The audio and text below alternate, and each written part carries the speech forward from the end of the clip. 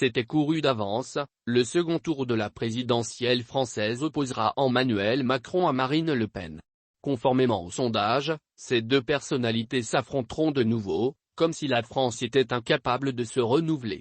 Pourtant, d'aucuns avaient cru voir dans la crise des Gilets jaunes, l'occasion d'une remise en cause. D'autres avaient vu dans la pandémie à coronavirus, un moment propice à l'introspection. Il s'en était aussi trouvé pour tirer des plans sur la comète au lendemain du déclenchement de l'offensive russe contre l'Ukraine ou à la suite des révélations sur les contrats octroyés au cabinet McKinsey. Là, malgré un bilan introuvable, le président sortant a recueilli le plus grand nombre de suffrages.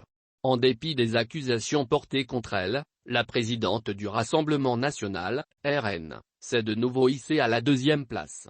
Si elle n'a pas surpris grand monde, la reconduction de cette affiche en dit long sur la démocratie française. Elle renseigne sur la capacité des Français à tracer de nouveaux horizons ou à peser sur leurs institutions. Pour reprendre notre sentence d'il y a quelques jours, la démocratie française est en panne, la société en crise profonde. Comme l'élargissement de ses pouvoirs, la totale irresponsabilité du président de la République a accouché d'un monarque de droit constitutionnel, chef de tout mais responsable de rien, selon la formule de François Hollande. L'ayant intégré, les citoyens n'ont pas jugé utile d'évaluer Emmanuel Macron à l'aune de son bilan. Ils n'ont pas non plus pris la peine de se pencher sur les retombées des propositions de Marine Le Pen.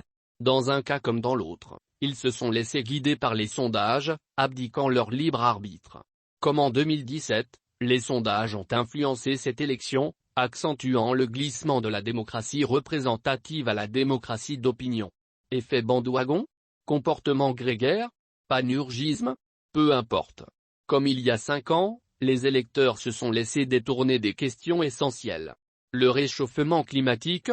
Si Yannick Jadot en a beaucoup parlé, personne n'a questionné la suite du On Planet Summit, organisé en décembre 2017 à l'initiative d'Emmanuel Macron. Le rayonnement international de la France? Si la guerre en Ukraine en a fait une préoccupation, les échanges ont gardé une tonalité polémique. À aucun moment, ils n'ont été constructifs. Jamais, on ne les a inscrits dans une perspective à long terme, ni l'avenir de l'Union européenne, UE, ni les relations avec les États-Unis et, encore moins, la réforme des Nations Unies ou de l'Organisation du Traité de l'Atlantique Nord, OTAN, n'ont été abordés. De même, l'avenir de la langue française et de la francophonie ont été royalement ignorés. De cette indigence programmatique, Emmanuel Macron a fait un avantage.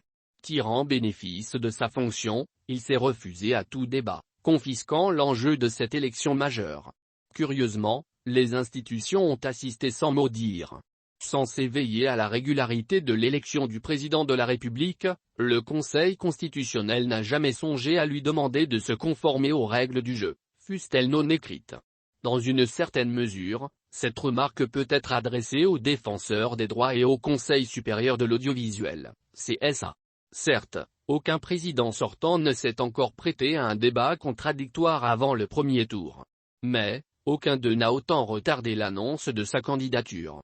Aucun d'eux n'est non plus allé en campagne dans un contexte aussi anxiogène, marqué par une guerre à un peu plus de 2,000 km de Paris à vol d'oiseau.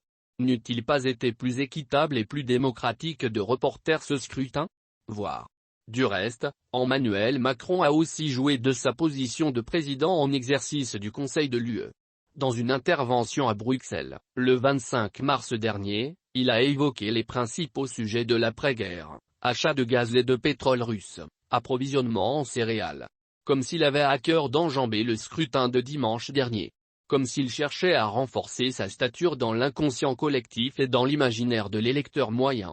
Au-delà de ces réels objectifs, ses concurrents ont ensuite eu toutes les peines du monde à apparaître comme des challengeurs d'envergure. Pour toutes ces raisons, les résultats de dimanche dernier procèdent non pas d'un choix mais d'une résignation ou, tout au plus, d'un choix par défaut. S'ils espèrent reprendre leur destin en main, les électeurs doivent en tenir compte.